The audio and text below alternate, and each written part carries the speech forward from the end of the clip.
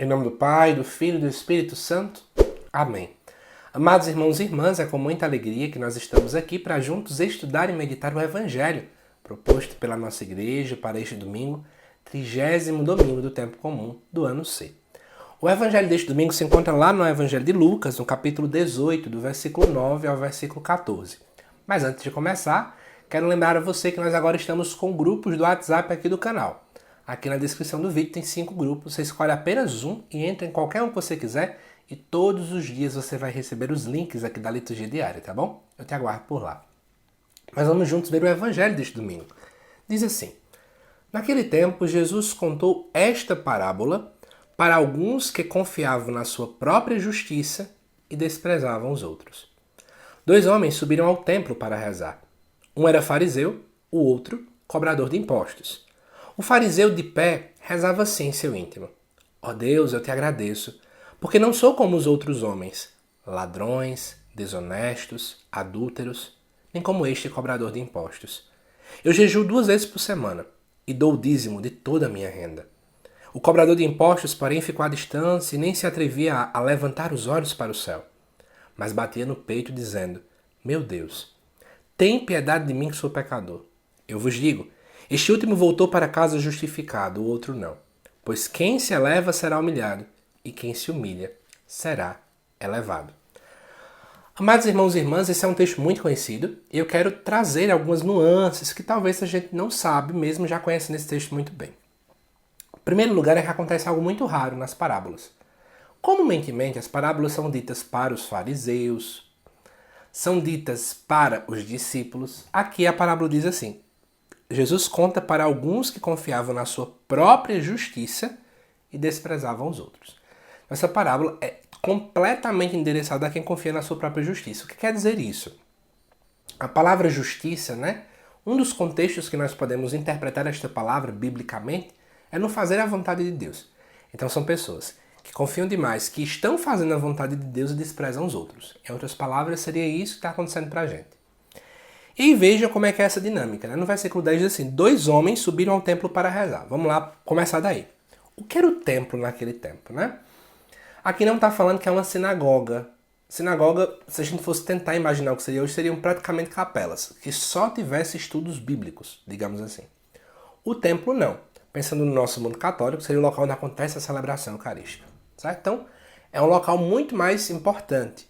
Naquele tempo era no templo que aconteciam os sacrifícios.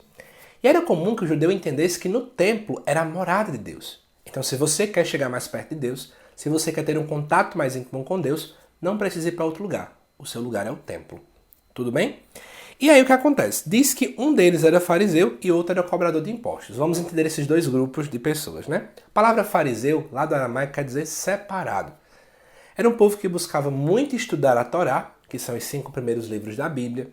Eles também tinham muito apego à tradição oral, então eles tinham muitas regras que não estavam na Torá, mas que eles passavam de boca em boca, e eles seguiam aquilo dali.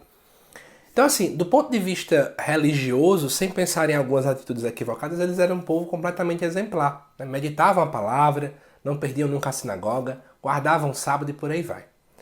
Já os cobradores de impostos, ou publicanos, depende da sua tradução, eles eram pessoas que tinham como uma tarefa pegar os impostos do povo. Então era assim: o Império Romano, digamos, vamos pensar aqui, que ele taxava 10 reais para mim. Então o cobrador de impostos vinha todo mês pegar 10 reais na minha casa. Eu, sendo judeu, já não gostava muito porque essa pessoa tinha contato com os romanos. Primeiro ponto negativo. Segundo ponto negativo, ela vinha fazer algo que eu não queria, que era dar imposto. Só que terceiro ponto, ele não cobraria 10 reais. Ele colocaria algum valor dentro. Digamos que ele me cobrasse 14 reais. Então, além do valor que já era taxado, ele cobrava algo a mais para ficar com ele no bolso. Em resumo, nós estamos percebendo nitidamente que existia uma máfia, uma corrupção ali dentro. Não é outra coisa que estava acontecendo. Então, esse povo que era publicano, ou cobrador de impostos, como você quiser chamar, eles viviam à margem da sociedade, as pessoas não queriam ficar perto deles, eles não tinham muitos direitos civis, enfim, era uma realidade bem delicada. E era sim visto pelos judeus como um povo pecador. Partindo de tudo isso aqui, vamos ver o que acontece em relação à oração de cada um. Em primeiro lugar, o texto nos mostra a oração do fariseu, aquele que é um religioso exemplar. O fariseu estava de pé. E aí muita gente pega esse texto e diz assim, né? A gente agora não pode rezar em pé, tem que rezar ajoelhado ou sentado. Quem reza em pé tá errado. Gente, era normal rezar em pé naquele tempo. Isso não reflete o orgulho da parte do fariseu. Era normal. Então o fariseu estava de pé. Segundo Lucas diz, ele rezava assim em seu íntimo. Isso aqui provavelmente é um equívoco de Lucas. Lucas não era judeu, então ele não entendia muita coisa. Porque na verdade não era comum o judeu rezar em silêncio. Ele rezava em meia voz. Um pouco baixo, mas ele rezava falando. Era normal do mundo judaico. E ele vai dizer, né? Ó Deus, eu te agradeço. Olha que coisa linda, né? Ele começa agradecendo a Deus. Algo bom. E ele começa, porque eu não sou como os outros homens. Né? Inclusive, ele diz que nem é como um cobrador de impostos. Veja. Em suma, a oração dele nem estava tão equivocada. Porque, veja, ele agradece a Deus porque não é pecador, porque mudou de vida, porque aconteceu uma conversão na sua vida. Em outras palavras, a gente pode pensar nesse caminho. Só que o grande problema é porque ele acaba rebaixando estas pessoas e colocando dentro de si como se ele já tivesse completamente santo. E aí é onde está o problema. De fato, até a gente diz assim, Senhor, obrigado porque eu aprendi o valor da missa. Obrigado, Senhor, porque, vamos supor, eu tinha um vício e agora eu não tenho mais. Senhor, obrigado porque se antes eu tinha uma vida desse jeito, agora eu mudei. É algo bom. Mas o problema é quando eu fico me comparando com os outros e me sentindo superior. Eis o grande problema. Mas como se ainda não bastasse, aparecem duas expressões que eu não sei se você entendeu bem elas. Diz que ele jejua 2 vezes por semana. A Torá pedia para jejuar uma vez. Só que ele diz que jejua 2. Sabe por quê? Provavelmente a segunda é porque ele jejuava porque não jejua. Então ele pensava nos outros. Então jejua a segunda vez por causa disso. E é interessante a questão do dízimo. Não se dá o dízimo de toda a renda. Se dá o dízimo do que você gasta, certo? Dos seus gastos, né? Então, ou melhor, dos seus ganhos, desculpa a expressão. Então, se eu ganho R$1.000, eu tenho que dar um dízimo daquilo. Mas ele dava tanto daquilo que ele ganha do que daquilo que ele gasta. Então, vamos supor, ele vai no supermercado e compra algo de R$10. Aí, o dízimo de 10 é R$1. Então, eu também vou dar o dízimo daquele desse objeto que eu acabei de comprar, porque eu não sei se o rapaz que é dono do supermercado também é dizimista. Então, eu não quero usar nada que seja errado. Olha, eu sou tão puro que até nisso eu penso. Bem delicado, né?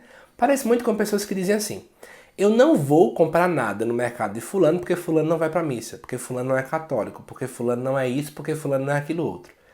É um puritanismo que é a cara desse fariseu. Bem delicado, né?